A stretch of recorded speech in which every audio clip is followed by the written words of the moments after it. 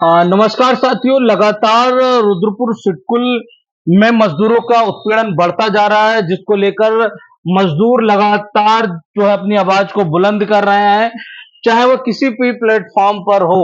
कई कंपनियों में इस वक्त जो है मजदूरों का उत्पीड़न लगातार जारी है और उसको लेकर कल एक महापंचायत होने जा रही है, जिसको सिडकुल संयुक्त मोर्चा आयोजित कर रहा है। मेरे साथ इस वक्त इंट्राक मजदूर यूनियन के उपाध्यक्ष हैं, उनसे हम बातचीत करेंगे।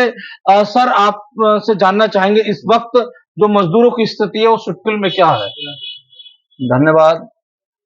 समाचार इंडिया को धन्यवाद करता हूं कि आप मजदूरों के लिए इतना कुछ सोचते हैं और उनकी आवाज बुलंद करने के लिए हमेशा आगे आते हैं। इसके लिए आप बधाई के पात्र हैं। जाहिर सी बात है महेंद्र जी की इस समय जो मजदूरों की स्थिति है वाकई में बहुत ही दयनीय स्थिति है, क्योंकि बड़े बड़े राजनेताओं से लेकर बड़े सरकारी अफसरों तक केवल आश्वासन मजदूरों को देते हैं अपने स्तर पे, लेकिन उनका काम उनकी समस्याओं का निस्तारण या उनके हक की बात कभी धरातल पे नहीं आती है।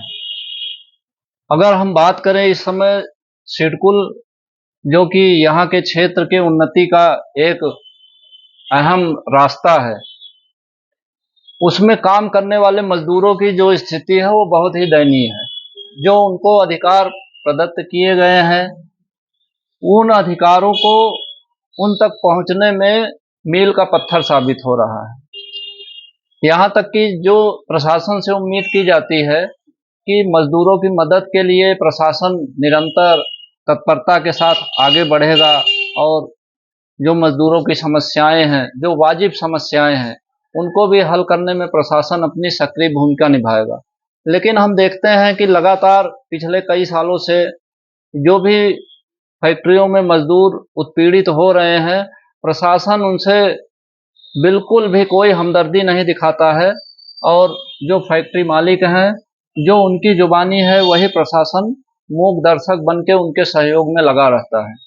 अभी पिछले दिनों का वाकया हम ले लें, हमारी डॉल्फिन कंपनी है यहाँ सिडकुल में, उसमें एक वाकया हुआ जहाँ की प्रबंधन पर यह आरोप है कि जो परमानेंट एम्प्लॉय थे उनको ठेका से जोड़ा जा रहा था, ठेका मजदूरी में जोड़ा जा रहा था, जिसका विरोध वहां के मजदूरों ने किया।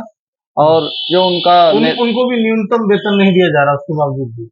और दूसरा मुद्दा ये भी था कि जो सरकार ने अभी घोषणा की कि जो न्यूनतम वेतन स्केल है वो आप स्केल को लागू करो, तो उसको भी लागू नहीं किया गया था। तो दो मुद्दों को लेके वहाँ जो संगठन है उन्होंने आवाज उठाई, तो उनके अध्यक्ष के ऊपर जानलेवा हमला हुआ, उनका सिर फट गया, टांके लगे 4-5, और भी तमाम तरह की घटनाएं हुई।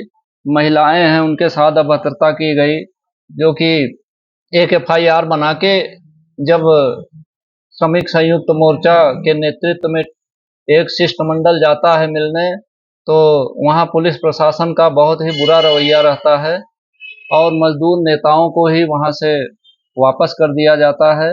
उनके साथ कोई भी हमदर्दी नहीं दिखाई जाती, ना तो बदतमीजी करके बाहर निकाल दिया जाता है। जी, अभी ये सबको पता है। वहाँ जो कार्यकारी अध्यक्ष दलजीत सिंह जी गए थे, उनको गुंडा कह के वहाँ ऑफिस से बाहर कर दिया जाता है।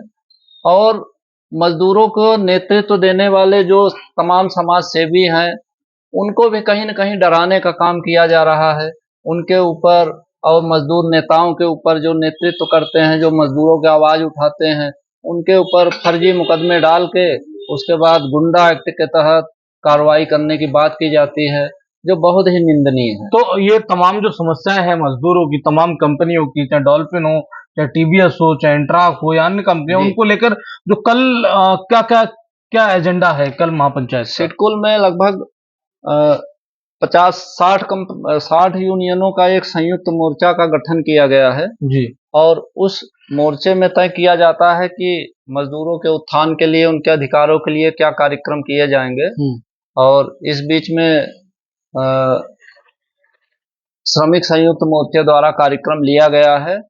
कल सुबह 11 बजे गांधी पार्क में कार्यक्रम लिया गया है और बड़े पैमाने पर मजदूरों की किन किन समस्याओं पे वहां पर पंचायत होगी, बातचीत होगी? मजदूरों की समस्याएं जो अभी मैंने आपको बताई कि सबसे पहले तो यही है, जैसे डॉल्फिन कंपनी है, इस तरह से वहाँ मजदूरों पे अत्याचार जिस तरह से हो रहा है, प्रशासन कोई मदद नहीं कर रहा है। एक तो ये हो गया। दूसरा, जिस तरह से मजदूर नेताओं के ऊपर और जो उनको सहयोग देते हैं, जो उनका मार्गदर्शन करते हैं, उनके ऊपर प्रशासन द्वारा फर्जी मुकदमे डाल के गुंडा एक्ट लगा के जिला बदर करने की जो डराने धमकाने की साजिश की जा रही है, उसके विरोध में, और भी तमाम तरह के जो हाई कोर्ट से भी ऑर्डर आने के बाद, कोर्टों से ऑर्डर आने के बाद कहीं भी मजदूरों की कोई सुनवाई नहीं होती है, उन मुद्दों को लेके ऐसे तमाम तरह के और मुद्दे हैं जो कि कल क्या वहाँ लगता पे है देखने मजदूरों को का मिलेगा। पक्ष कितना मजबूत होगा? मजदूरों का पक्ष मजबूत है, होगा, इस पंचायत से कितना मजबूत होगा? बिल्कुल पंचायत होगा, और पंचायत में एक निर्णायक संघर्ष की घोषणा भी की जाएगी, जो कि अगला स्टेप हमारा श्रमिक संयुक्त मोर्चे के साथ में क्या होगा वो वहाँ पे घोषित किया जाएगा, और निश्चित ही इससे मजदूरों के हित में एक ठोस कार्रवाई आगे बढ़ेगी। तो आप जो है मजदूर जो है सिडकुल के जो यूनियन से जुड़े नहीं है, संयुक्त मोर्चे से जुड़े नहीं है, जो जिन तक बात नहीं पहुंच पाती, उनसे क्या कहना चाहेंगे?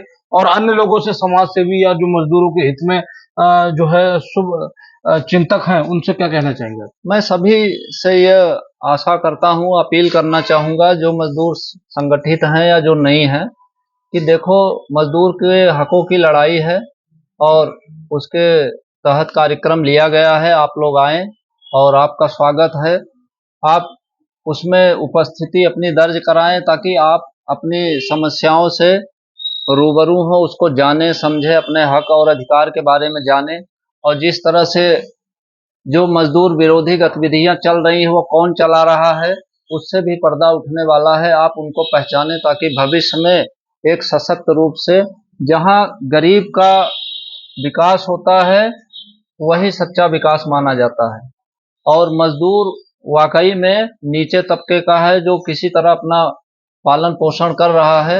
अगर व्यवस्थाएं इस तरह की हैं कि जहां उस मजदूर को न्याय न मिले, तो वह व्यवस्था वाकई में बहुत ही दयनीय है।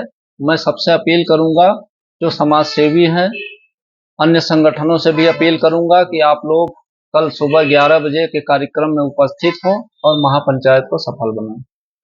तो ये हमारे साथ इंट्राक्ट कंपनी के उपाध्यक्ष हैं